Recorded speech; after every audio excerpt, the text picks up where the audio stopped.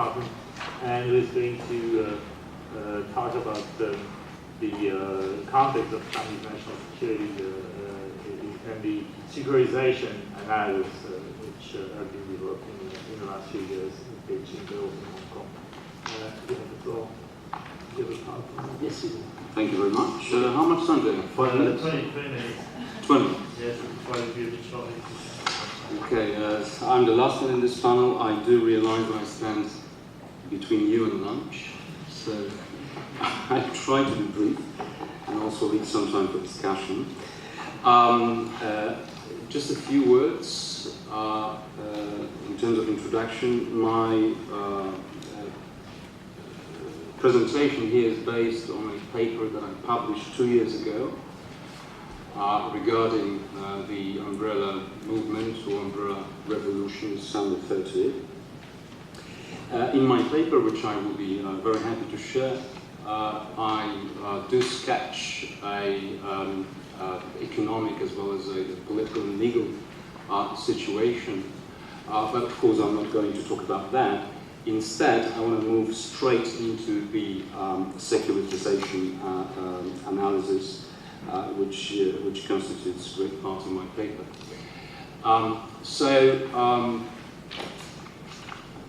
The securitization theorem comes from the Copenhagen School of Security Studies. But I should let you know that I'm a security studies scholar. So my angle is going to be very different from what has been presented so far. But I find this very useful when you look at what has been happening in Hong Kong over the last couple of years, and specifically when it comes to the reaction of central government as well as Hong Kong government regarding this great social movement that we refer to as umbrella movement. Umbrella revolution, if you will. So the securitization theorem is basically about declaring a certain process, a certain issue, a certain actor to be an existential threat to a particular referent object. And if so, if it is accepted by a relevant audience, this is a very important point, I will refer to it later, it enables suspension of normal politics. And as a consequence, it enables the use of emergency measures. In my paper, I'm wondering whether what has been happening in Hong Kong around 2014 umbrella revolution has been securitized on the part of both central government in Beijing as well as Hong Kong government. So one way of looking at securitization theorem is to look at it as some sort of an equation. That's what I want to propose. So you can say that securitization really equals suspension of normal politics. What security studies scholars, especially the Copenhagen School, take into consideration when they talk about certain conditions that allow securitization to happen is what they refer to as facilitating conditions. Those facilitating conditions include usually speech acts and, very important, the position of the speaker or the agent that tries to securitize a particular issue. What's also very important is securitizing moves. These are some specific particular actions as carried out by those agents. So what I want to do in my short presentation is I want to look at both elements here, the facilitated conditions and securitizing moves. Now, if securitization is to be successful, then we have a construction of threat and a very important element that I'm going to refer to at the end of my presentation, the acceptance. The acceptance is really an important element in all that equation. So let's very briefly look at the facilitating conditions in case of Hong Kong umbrella movement. The first thing I look at in my paper is political culture in Hong Kong. And yes, I know that political culture is notoriously difficult to measure. It's not really tangible. Nonetheless, I want to stand on the shoulders of the giants, so to speak. So I'm citing Gabriel Almond and Sidney Weber, who demonstrates that culture plays an important role when it comes to influencing policy making and governance systems of political communities. So based on this assertion, in my paper I look at the political culture in both Hong Kong and China, and obviously you would think about the influence of Confucianism. Maybe even more important in Hong Kong than in mainland China, because after all, Hong Kong, as we all know, didn't go through a cultural revolution. I refer to Bao Gang-he, who argues that Confucianism represents a political order in which the rule of the gentleman prevails, where duty is central, political inequality taken for granted, moral concern overrides political bargaining process, and harmony prevails over conflict. So consequently, this obviously conflicts with a democratic order in which the rule of law prevails, rights are central, political equality is taken for granted, the political bargaining overrides moral consensus, and conflict is seen as necessarily normal, again, a condition of political life. So in case of Hong Kong and its political system, I think we have a mixture of those elements. So on the one hand, the rule of law does prevail, and some rights are central, but then on the other hand, the catalog of citizens' rights is limited, at least compared to fully democratic systems.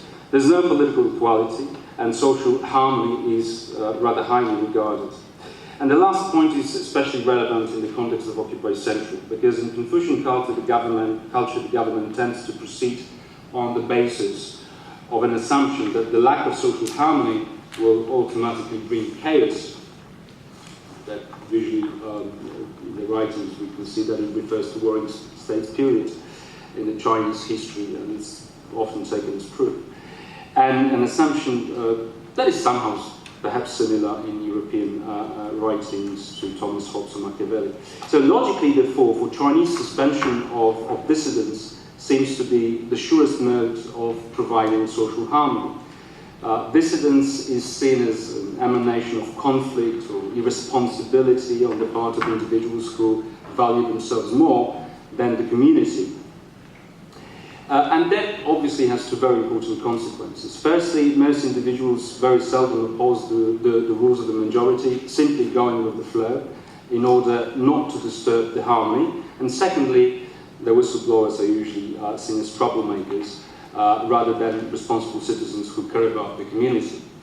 And that was actually pretty obvious during the Occupy Central. If you followed what was happening and the comments that were published by the press, and what I usually like to do is, once you read a particular paper, then you read the comments of the people. This is a great source of knowledge. Of course, yes, we do know that there are some 50 centres, but those 50 centres also play an important part in steering emotions and creating a certain narrative. So very often, a lot of those comments were exactly in that spirit. You know, that the protesters are simply peace disturbers, and they should be dealt with very harshly. That was the overwhelming narrative on the part of this counter force, so to speak, counter force. So obviously, the arguments of abusing Hong Kong's stability and prosperity, they were actually also subscribed to by Hong Kong leading politicians, including C.Y. Leung, as we can remember. Another thing is the position of the speaker. This is also very, very important. And if you look at OC, you'll see that media, again, would very often focus on the protesters as immature, as young, as mostly secondary school students or university students, completely disregarding the fact that they did not actually constitute the majority of the protesters. There were a lot of young professionals and also quite a number of senior citizens. Nonetheless, the official narrative, as it was extended by pro-government media, was that these are just young people who don't know what they're doing, they're spoiled brats, and they should be, oops, so I'm not going to make the same mistake. I know, you did that. Ah. Yep. So that the, to cut a long story short, a lot of the times the reference was made to the young age and inexperience of the protesters in politics. They were simply led away by some external forces. I'll talk about this in a second. And well, this makes sense if you look from the cultural point of view here, because in Confucianism, political leaders are highly regarded, and the subjects are usually intellectually and often morally inferior. And this by itself guarantees that in Confucian societies, the leaders automatically enjoy a position of authority. As Hall and Ames point out in Confucianism, good government must be paternalistic. Therefore, the relationship between the ruler and the masses is repeatedly cast as analogous to that of parents and their children.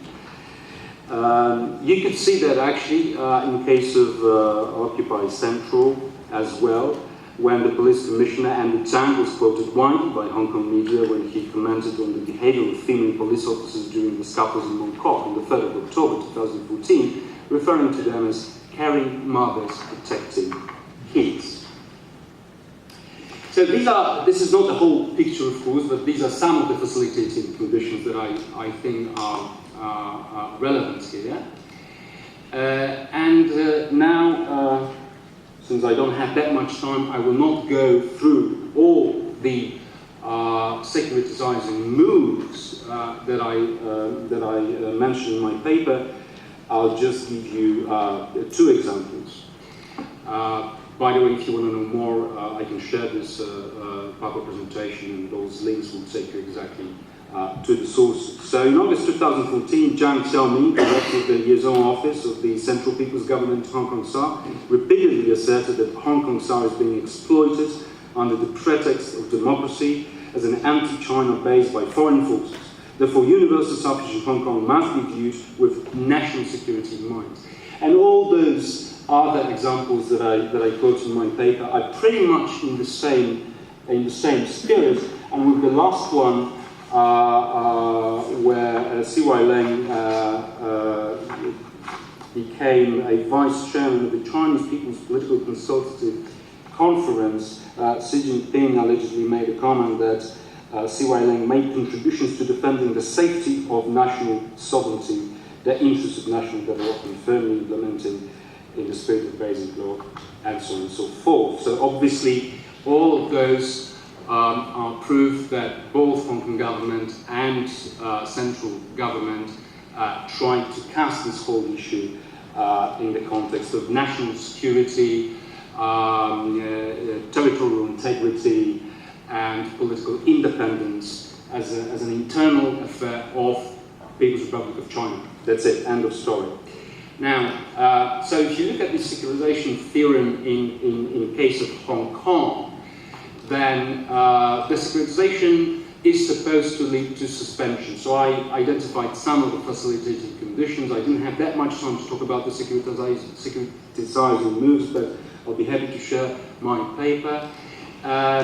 This all should lead to acceptance. Now, has it? This is something for all of us to ponder, and I'm sure this is food for thought, and also especially Kenneth will have a lot to say on that. But given the latest developments in Hong Kong and all this independence, tendency among some of the some of the youth, Hong Kong youth. My sense is that no. Although both the central government and the Hong Kong government tried, although they clearly have made securitizing moves, my sense is that this has not been accepted at large by the Hong Kong society, especially by the youth, and therefore, but as I say, I don't have any proof because that's only my sense, because that calls for another study based on quantitative analysis. So some sort of survey should be carried out. I think that's interesting to do in the future. For the time being, I only pose questions. What we can see for sure, and that's what I want to conclude with, is that some of the immediate effects of the umbrella revolution can be identified, and they were already mentioned by I'm sure will be mentioned during those 2 days. Let us start with the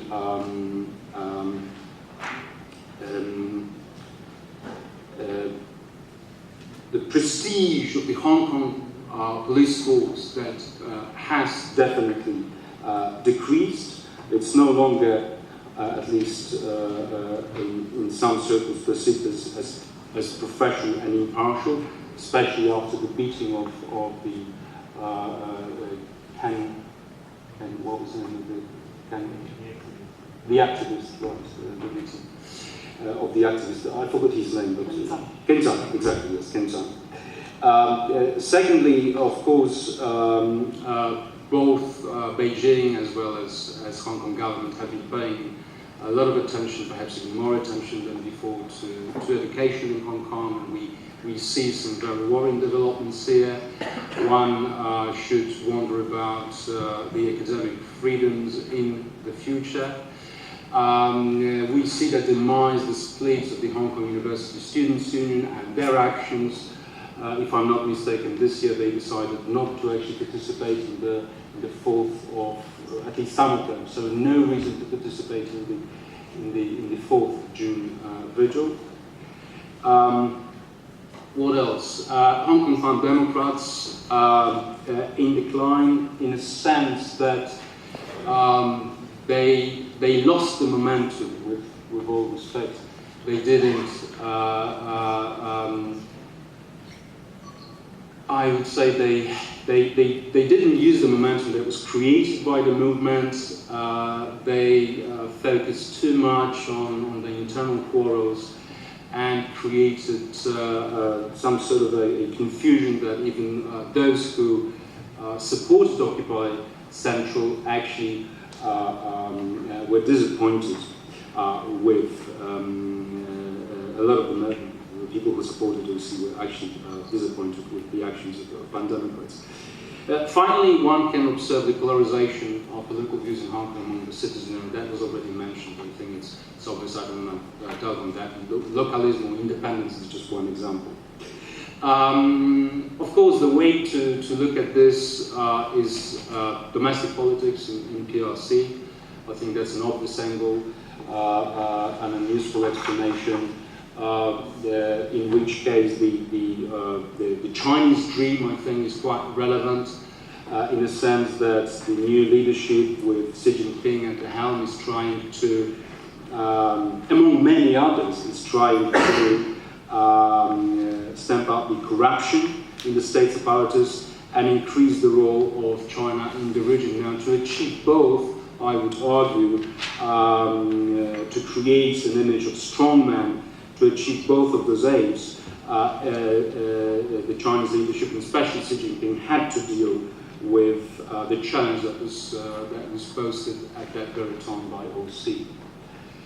And on that note, I'd like to thank you very much.